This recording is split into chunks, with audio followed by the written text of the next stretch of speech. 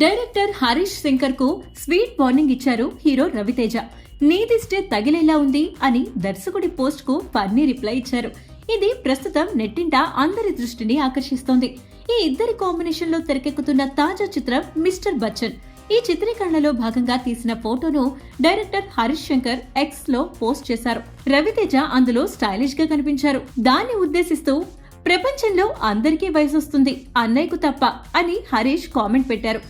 దీనిపై స్పందించిన రవితేజ తనదైన శైలిలో ఓవర్ చేయకు అని సమాధానమిచ్చాడు.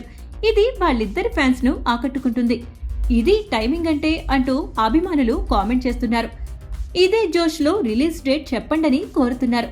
రవితేజకు అభిమాని అయిన హరీష్ గతంలో ఆయనతో షాక్, మిరపకాయ్ సినిమాలు తీశాడు.